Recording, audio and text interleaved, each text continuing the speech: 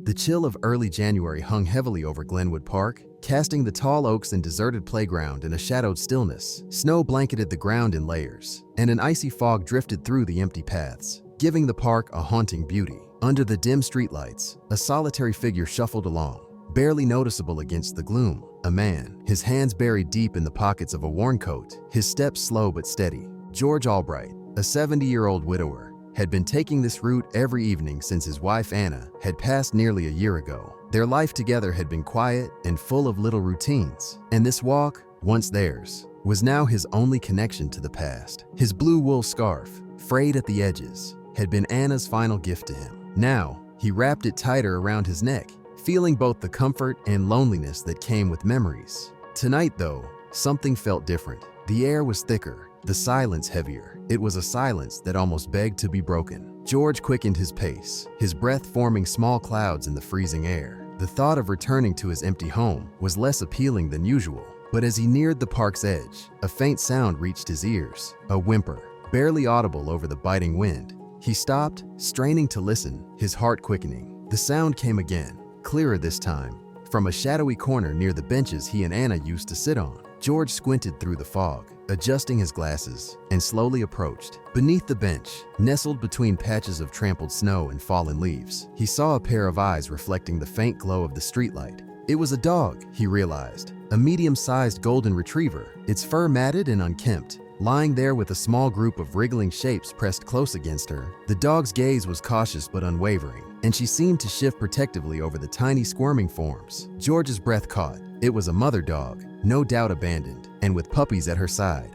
In the dim light, George could see the dog's exhaustion, her trembling body weakly guarding her pups against the cold. She lifted her head, and their eyes met, a look of cautious hope crossing her expression. George crouched down, careful not to move too quickly. "It's all right," he murmured gently, extending a gloved hand. The mother dog's ears perked slightly, her honey-colored eyes wide but calm. She didn't retreat, perhaps sensing he was not a threat. Slowly, George reached into his pocket and pulled out the remains of a sandwich he'd saved for later. "Here," he whispered, breaking off a piece and laying it just in front of her nose. Her nostrils flared, and after a moment's hesitation, she leaned forward, taking the food with a soft whine. George watched as she wolfed it down, her eyes never leaving him. His heart ached as he observed the fragile family in front of him. Each puppy was small and vulnerable, no more than a few weeks old. Their little whimpers, winks, and squeaks pierced through him, and he felt an overwhelming need to protect them. He knew, deep down, that he couldn't just walk away, even if his heart urged him to keep his life as it was, safe and solitary. "You need a place to stay, don't you?" he murmured, a warmth he hadn't felt in months filling his chest. His hand extended slowly, cautiously, toward the mother dog again. She watched, her gaze shifting between George and her pups, before leaning into his touch. With tenderness he hadn't expected, he eased his coat off his shoulders and laid it open on the snow next to them. One by one, he carefully lifted each pup into the coat's soft folds, murmuring calming words as he worked. Then he glanced back at the mother, who seemed to study his actions with a resigned trust, as though understanding the kindness he offered. "Let's get you all somewhere warm," he said softly. He gathered the coat around the puppies, their tiny bodies bundled snugly, then gently reached for the mother dog. She winced slightly as she stood, a slight limp in her back leg catching his attention, but she bravely followed him, limping along beside him as they made their way toward his home. The walk back was slower than usual, the snow crunching under his boots, the mother dog moving carefully to keep pace. George felt the weight of responsibility settle onto his shoulders, but it was accompanied by a strange sense of purpose that filled the empty corners of his heart. When they reached his small brick bungalow on Evergreen Street, he hesitated for a brief moment on the doorstep, a wave of apprehension passing over him. His home had been untouched by anyone other than himself for nearly a year. It was a sanctuary of silence, where his memories of Anna lingered in every corner, undisturbed and comforting. But he glanced down at the mother dog and her shivering pups, his heart stirring. He unlocked the door and stepped inside, setting the coat of puppies down on the floor gently, motioning for the mother dog to come in. She hesitated, her amber eyes sweeping over the unfamiliar space before taking a step inside, leaving small wet paw prints on the faded welcome home mat. George quickly improvised a nest of old blankets in front of the fireplace, gently setting the puppies down on them one by one. The mother dog, her gaze still wary, approached slowly, settling herself beside her babies, and gave each one a reassuring lick. George stood back, observing the scene with a mixture of awe and empathy. "It's not much," he said softly, as though the mother dog might understand, "but you'll be safe here." He noticed her still shivering frame and went to his bedroom closet, retrieving an old fleece throw that had once belonged to Anna. Draping it over the dog, he watched as she slowly relaxed, her breathing evening out as she curled herself around her pups. Her eyes, now half closed with exhaustion, drifted over him with a look that seemed to speak of quiet gratitude. George couldn't help but smile, feeling an unexplainable warmth spread through him. The room, usually so still and cold, felt alive with a new kind of energy. It was as if the silent walls had been waiting, just as he had, for something to fill them again. As he stood there, the weight of his own loneliness crept up on him. He thought about how his evenings had been filled with empty routines, how the days seemed to drag without Anna beside him. And now, here was this mother dog, carrying her own burdens and responsibilities, leaning into his kindness with trust and bravery. He knelt beside her, his fingers brushing lightly against her fur. "You're safe now," he whispered, his voice low and filled with a tenderness he hadn't known he still possessed. The dog shifted, settling closer to him as her pups huddled by her side, their tiny breaths warming the room with a peacefulness George hadn't felt in far too long.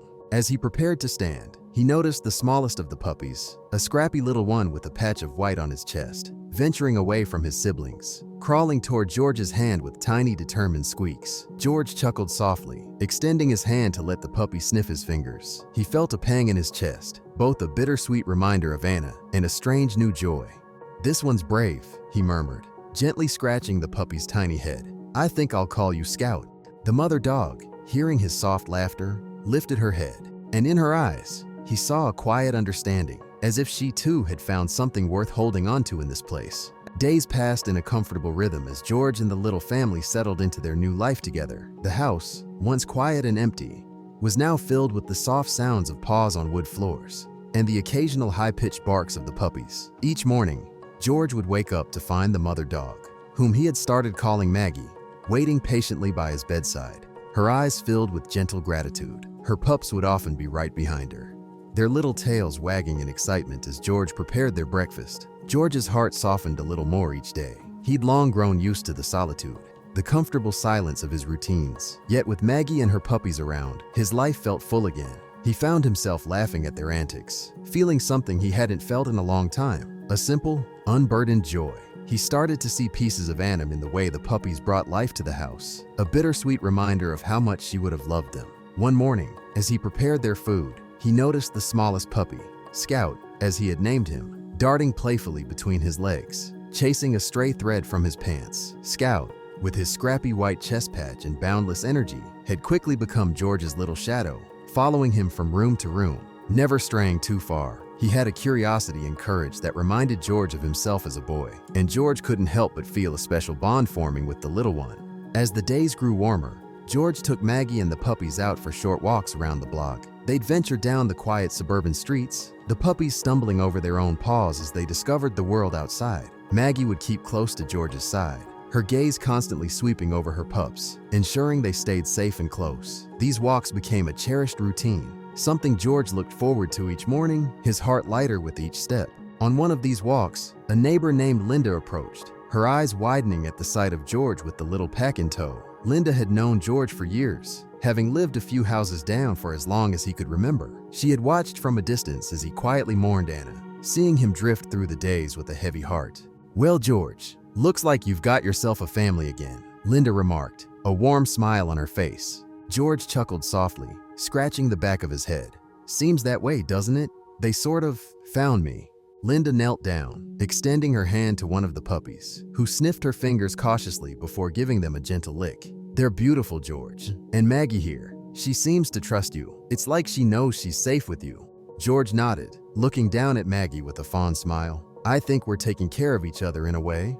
As Linda straightened up, she noticed the warmth in George's eyes, a light she hadn't seen since Anna's passing. She squeezed his shoulder gently, offering a silent acknowledgement of the quiet transformation she saw in him. "I'm glad you have them," she said softly, giving him a kind smile before continuing on her walk. The puppies grew stronger and more adventurous with each passing week. They'd tumble and wrestle in the living room, often collapsing into a pile of tangled limbs, their tiny bodies rising and falling with sleepy breaths. Maggie, having regained her strength, had begun to show her true personality. She was gentle but watchful, and every evening, she'd wait by George's side, accompanying him to each room as he went about his nightly routine. It was as if she had become a part of the house's heartbeat, grounding George in the present, reminding him of the life still to be lived. One evening, as they were settling down, George found himself sitting on the floor, surrounded by the puppies. Maggie lay beside him, her head resting on his knee, her eyes half closed as she drifted into a light sleep. He reached down, absent-mindedly stroking her fur, feeling the warmth and softness beneath his hand.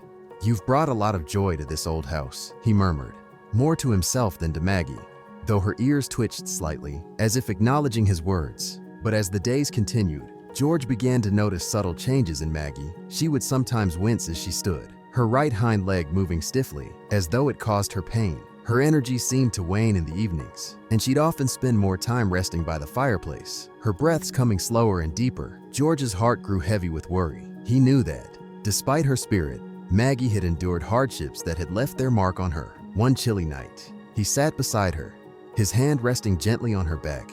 "You've been through a lot, haven't you?" he whispered, his voice thick with emotion. Maggie turned her head, pressing her nose gently against his hand, her gaze meeting his with an unspoken trust that made his chest tighten. She had trusted him to care for her and her pups, to provide them with warmth and safety, and he couldn't bear the thought of letting her down. The next morning, he bundled Maggie and the puppies into his car and drove to the local veterinary clinic, his worry mounting with each mile. The waiting room was quiet, filled with the soft murmurs of other pet owners and the faint sounds of animals from behind closed doors. George kept a reassuring hand on Maggie's head, feeling the slight tremor in her body as they waited. Dr. Hamilton, the veterinarian who had cared for George's and Anna's dogs in years past, greeted them warmly. He examined Maggie with a gentle, practiced hand, his brow furrowing slightly as he checked her leg and listened to her heartbeat. George's anxiety grew as he watched, his mind racing with the worst possibilities. Finally, Dr. Hamilton looked up, his expression kind but serious. "She's a strong girl, George, but her leg may have been injured when she was abandoned, and I'm noticing some early signs of arthritis. It's nothing too serious right now, but it's something we'll need to monitor." George exhaled, feeling a wave of relief mixed with lingering concern. "Thank you, Doc. She's been through so much. I just want to make sure she's comfortable."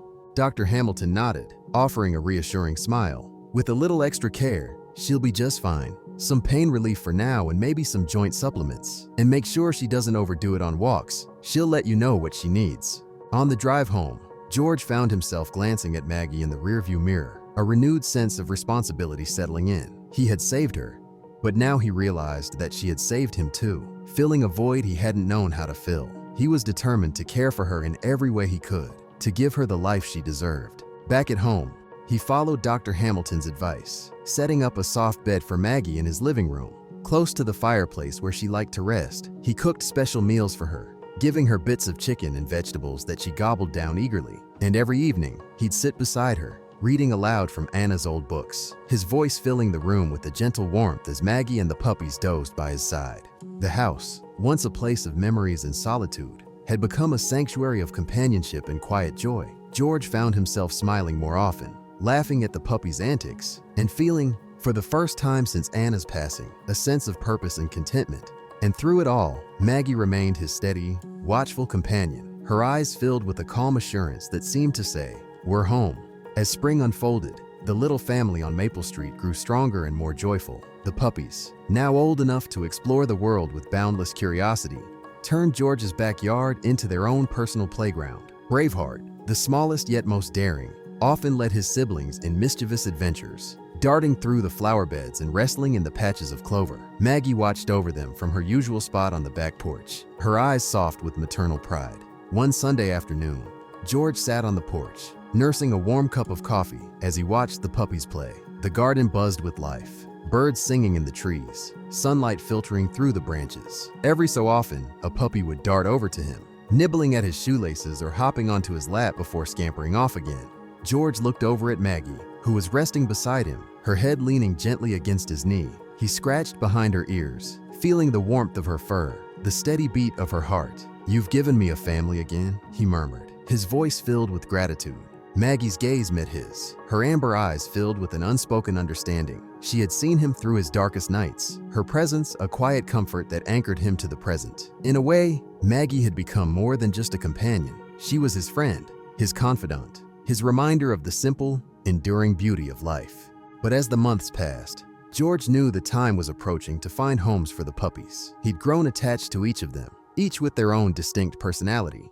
But he also knew that Maggie needed rest and that her pups deserved families who could give them undivided attention and love. So, with a heavy heart, he reached out to the local veterinary clinic and posted notices at the neighborhood store, hoping to find the right families for each one. The first to be adopted was Luna, a sweet, shy little girl with droopy ears who always sought Maggie's protection. She went to a family with a young, soft-spoken girl named Clara, who immediately took to Luna with gentle affection. When George said goodbye, Maggie watched as Clara lifted Luna in her arms, giving her a tender kiss on the head. He could see the pride in Maggie's eyes, as if she understood that Luna was in good hands. Max, the sturdy one with boundless energy, found his home with an athletic couple who promised long runs and hikes through the countryside. Charlie, the gentle pup who always followed Braveheart's lead, was adopted by George's next-door neighbor, allowing him to keep close ties to his family. Charlie and Braveheart would often see each other through the backyard fence, tails wagging as they barked in greeting. But Braveheart, the smallest, boldest of them all, seemed destined for a different path. On the morning he had arranged for Braveheart's adoption, George sat in his armchair, watching as Maggie gently guided Braveheart into Martha's old room. She placed him on her favorite reading chair, then looked over at George, her eyes full of resolve. George felt a pang in his chest, understanding in that instant what Maggie wanted. "You want him to stay, don't you?" George whispered, his voice breaking. Maggie pressed her nose to his hand, her gaze filled with an unspoken plea. Braveheart looked up at George, his tiny body curled up on the chair as though it was his rightful place. With tears brimming in his eyes, George knelt down, running a hand over Braveheart's soft fur. "All right, boy, I guess you're staying here with us." The days took on a new rhythm, with Braveheart becoming an inseparable part of George and Maggie's life. Together, the three of them fell into an easy companionship, sharing morning walks and quiet afternoons by the riverbank. Braveheart grew quickly, his confidence and curiosity unbounded as he explored every corner of the yard and beyond. But he never strayed too far from George, always coming back to check in, his eyes shining with loyalty. On a crisp autumn night, with the first chill of winter in the air, George noticed that Maggie seemed more fatigued than usual. She rested by the fireplace, her head heavy on his lap, her breathing slow and deep. He felt a pang of worry, remembering Dr. Hamilton's words about her arthritis and the lingering effects of her past hardships. The next day, he took her to the clinic for a checkup. Dr. Hamilton examined her carefully, his brow furrowing slightly as he listened to her heartbeat. After a few moments, he looked up, his eyes soft with understanding. "She's getting on in years, George," Dr. Hamilton said gently. "She's still got some time, but you'll want to keep her comfortable, especially as the colder weather sets in." George nodded, a lump in his throat. He had known that Maggie's time was finite, but hearing it out loud brought a bittersweet weight to his heart. He knew that every moment with her was a gift, a reminder of the joy and companionship she had brought to his life. He promised himself that he would make her remaining days as comfortable and filled with love as possible. In the days that followed, George doted on Maggie, cooking her special meal and bringing her warm blankets to rest on by the fire. Braveheart, sensing her frailty, would curl up beside her, his tiny body pressed close to hers as if lending her his warmth. George watched them with a mixture of pride and sorrow, grateful for their companionship, but knowing that their time together was slipping through his fingers. As winter set in, the nights grew colder, and George found himself waking more often to check on Maggie. One stormy night, as the wind howled outside, he noticed the house felt unusually chilly. He went downstairs to find the furnace had stopped, leaving the air inside icy and thin. Panic rose in his chest as he thought of Maggie and Braveheart shivering in the cold. Grabbing his coat, George made his way down the street to his neighbor Ted's house, hoping to borrow a space heater until the furnace could be repaired. Braveheart followed him to the door, his tail wagging uncertainly, sensing the tension in George's movements. The wind bit at George's face as he trudged through the snow, his breath coming in short, visible puffs. Halfway to Ted's, he slipped on a patch of ice, his ankle twisting painfully beneath him. He let out a sharp gasp, the pain throbbing up his leg, making it nearly impossible to stand. "Not now," he muttered, wincing as he tried to push himself to his feet. Just then, he felt a gentle nudge at his hand. Braveheart, his small frame trembling in the cold, pressed close to George's side, barking into the night. The pup ran a short distance ahead, his voice ringing through the quiet street as he looked back at George, urging him to follow. With a renewed determination, George pushed himself up, his hand resting on Braveheart's back for support. As they limped their way toward Ted's house, Braveheart stayed close, his gaze filled with unwavering loyalty, as though he understood the importance of their mission. They reached Ted's house just as George's strength began to wane. Ted, hearing Braveheart's barking, came to the door, his face filled with surprise and concern. "George, what on earth happened?" he asked, pulling George inside and helping him to a chair. "The furnace, it went out," George managed, his breath heavy. "Maggie and Braveheart."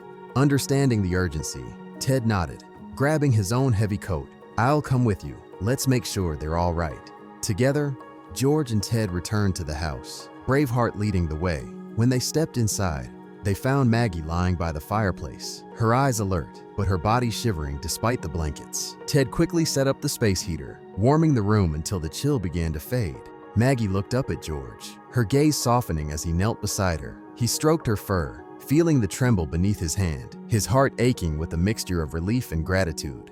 "You did good, boy," George murmured, looking at Braveheart with pride.